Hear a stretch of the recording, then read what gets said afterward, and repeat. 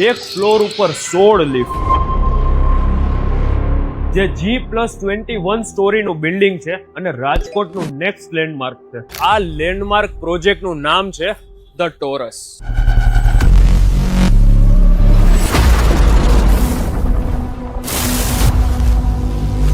Under construction આ પ્રોજેક્ટમાં એક ફ્લોર ઉપર 26 ઓફિસ, જે 325 થી શરૂ થાય છે, 750 સ્ક્વેર ફૂટ સુધીના ઓપ્શન્સ અવેલેબલ છે, જેમાં તમને 15 ફૂટનો ફોયર પણ મળી જશે. કમર્શિયલ પ્રોજેક્ટનો મોટામાં મોટો જે પ્રોબ્લેમ હોય ને, તો એ છે લિફ્ટ માટેનું વેઇટિંગ.